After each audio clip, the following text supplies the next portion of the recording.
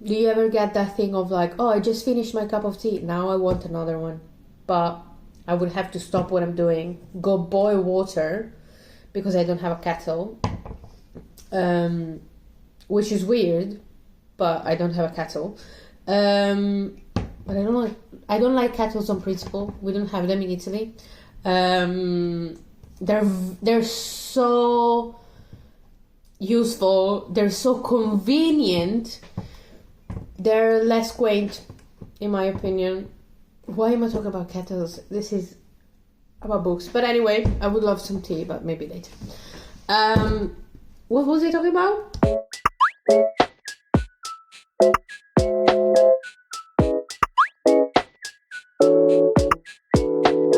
I want to start with some very quick updates.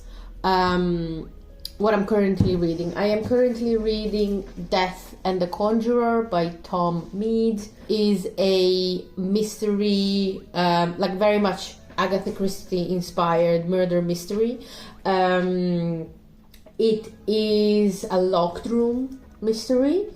And I got this from the library after I saw the author Tom Mead being interviewed by Katie from Books and Things, because I really liked the conversation they were having, and it really inspired me to pick up his books, even though usually I'm not a murder mystery fan. I don't know why. It's like I like Sherlock Holmes novels, but Agatha Christie, maybe this is super controversial, I've read quite a few Agatha Christie books, and but I love Poirot, the TV show, and I've read a couple of Poirot novels, and they were okay, but maybe I just need to read more. I don't know, she's such a beloved author. I don't know. And then, the racism of it all, it's kind of like, But maybe I'll read some more from her. I don't know. Or maybe I'll just read more Tom Mead, because I'm actually enjoying the book. But anyway, that's what I'm currently reading. Also, great announcement. I finished one of my currently reading books. I don't have it with me because it's on my shelf. It's not on my currently reading pile, which is usually near me. It was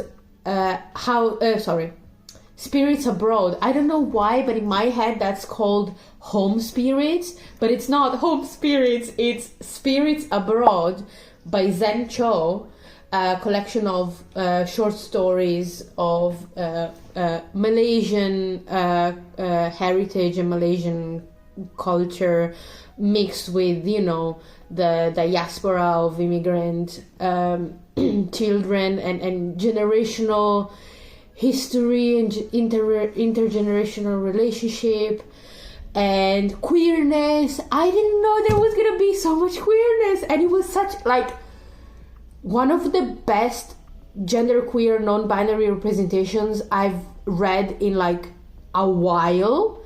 And a lot of the stories were published 2018, 2020, 2011 sometimes, and they had amazing non-binary representation. And I was like, I didn't even know that non-binaries existed in 2011. Granted, I was very young, but what? Amazing collection of short stories. I think I have a new favorite author. I have another book by Zen Cho. I have a Sorcerer of the Crown, something like that. And now I'm like, ooh, I just want to read that, not all the other books I have to read. I just want to read that, but no, I don't want to. I'm one of those readers that's like, oh, this is a new favorite thing. I'm going to savor it. I'm gonna give it some time to macerate. I don't want to start reading Sorcerer to the Crown and get rid of Spirits Abroad. I wanna linger in Spirits Abroad because it was so great. And I don't usually read short stories collections, but it was just so it took me a long time to read it because it was very good and I didn't want it to end. So, but I finished it. NetGalley update. I have read all of the NetGalley arcs that I had gotten. I just need to review 2 of them.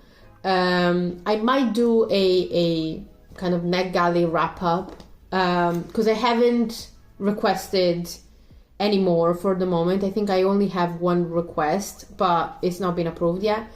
And I'm not going to request any more until I've gotten everything else I have going on under control, because I have all the Victober books to read. I have like 3 books from the library and some are on hold, and I bet they're gonna be available like in a second. I have a lot of currently reads, as we know, and I also have like a lot of books that are on my TBR or just on my radar that I really want to get to. And the thing is, I've been reading a lot of new releases or arcs or anticipated releases or something, like a lot of 2023 2024 books, and I'm reading a lot more than usual. I can see that, but I'm DNFing a lot more books than usual, because I am a DNFer if I'm not enjoying a book, unless it's like an arc on NetGalley, and then I feel some sense of responsibility to at least finish it. But maybe that's what it is, because I've not been very satisfied with my reading choices lately. And I think it's because I usually tend to read more from the backlist.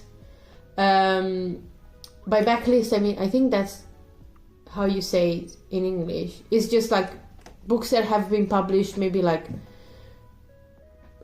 5 years and earlier, or maybe 3 years and earlier. I don't know, but like books that are not new releases or are not in the contemporary, like hyper contemporary this year or last year. You know what I'm saying.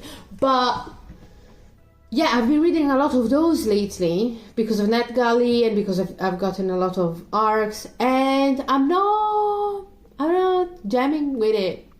The books that I've enjoyed the most or like that consistently are pleasurable to read are books that are not new.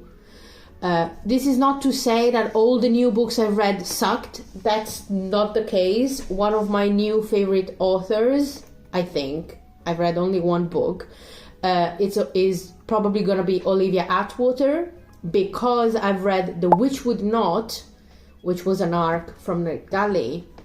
Amazing. It's going to be on my wrap-up, if I ever make one. But it's Victorian Gothic fairy tale fairies governess. Oh yeah, you knew it was from my September TBR. Yeah, I spoke about it in there, and it did deliver. And so and that is coming out in November. So amazing. But a lot of the other arcs I got from NetGalley did not hit that much. And a lot of the other books I read that were arcs from this year or last year were okay. There were some very nice ones, like also the Scandalous Spinster was very nice. But again, I think I want to chill with the new releases, because it's also like I feel like, I need to do it now whilst everybody else is talking about it, because then I can hear everybody's opinion. No, people remember what they read like 3 years ago. I can read something from 3 years ago and then just find people who have read it. It's fine. And a lot of the time, I think that's also what it is. I will have more in-depth conversations conversations about books, because people would have time to process their what they've read. For example, a couple of people I know read Drive Your Plow Over the Bones of Your Dead by Olga Tokarczuk last year. I only read it now. I could still go to them and be like, hey, what did you think about this book? I thought it was amazing. Oh, you thought it sucked?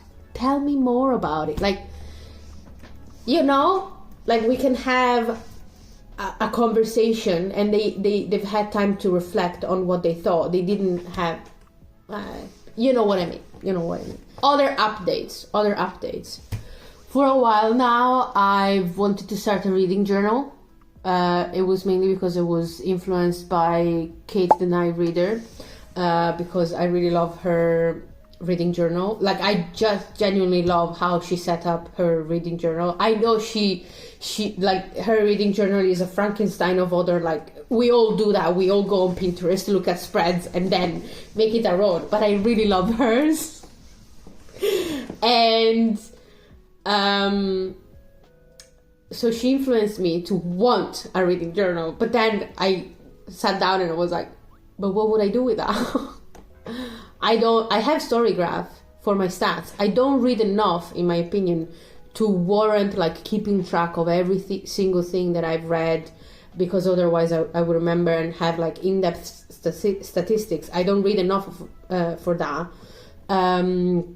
So what would I was there being like, I really just want the aesthetic of it. I want to write, I want to color, I want to have it, but what would I use it for? And then I just went up with I just did it. I just, you know what, let me just start writing whatever comes up.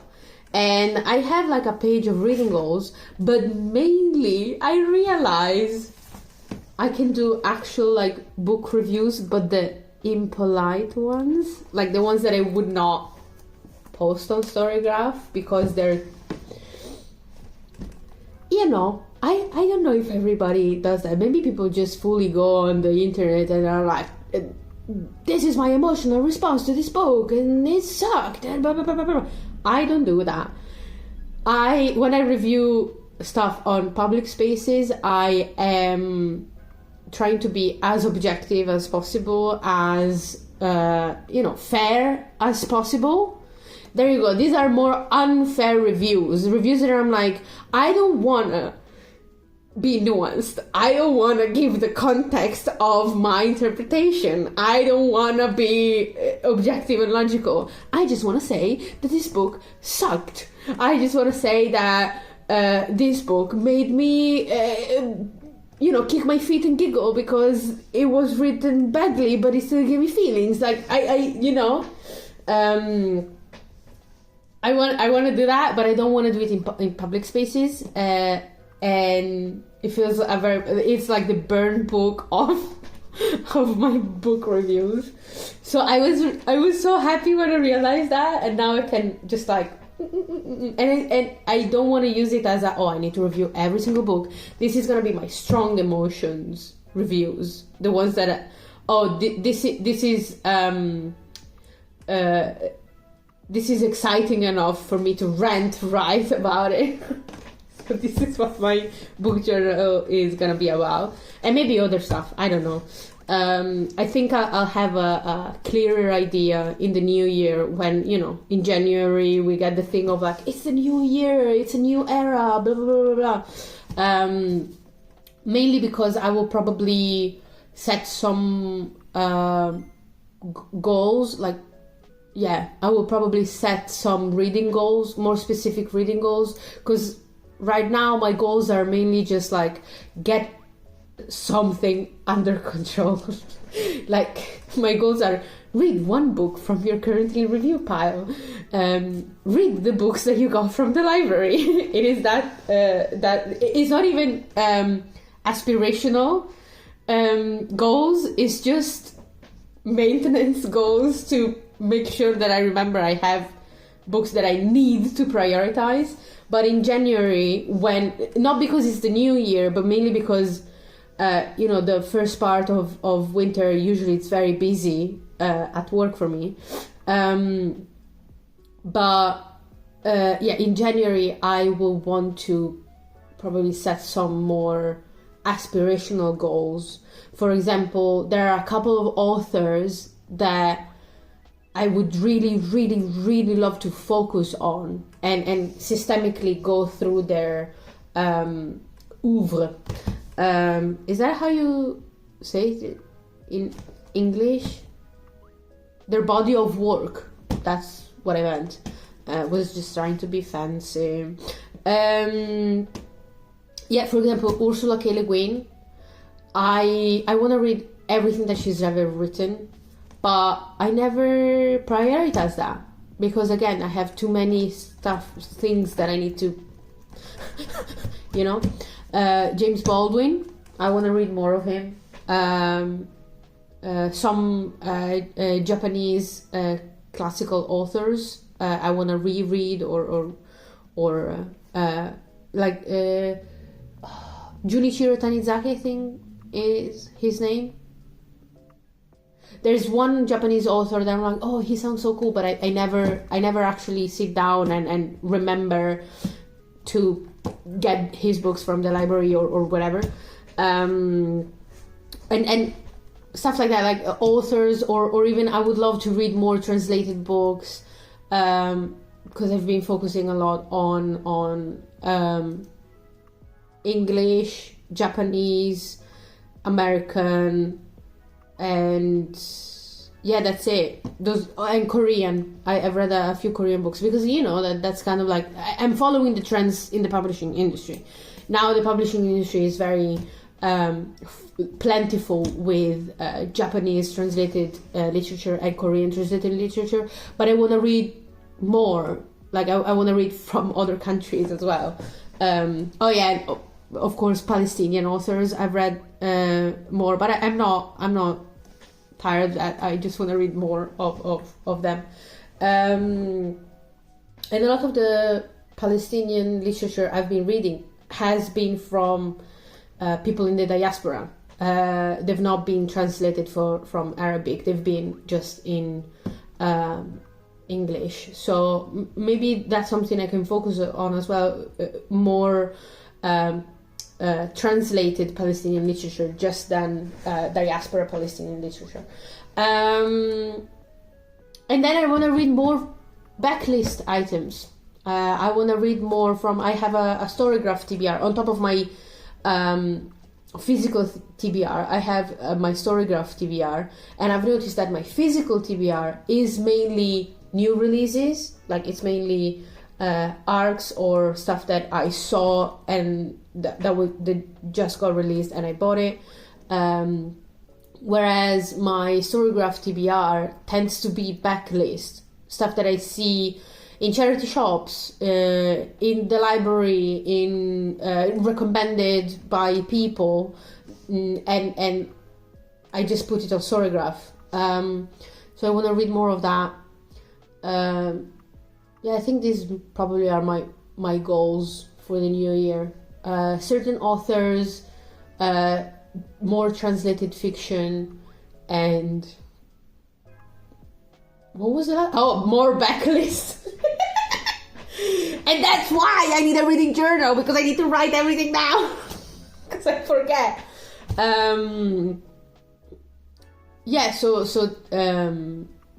But I can't focus on that for now.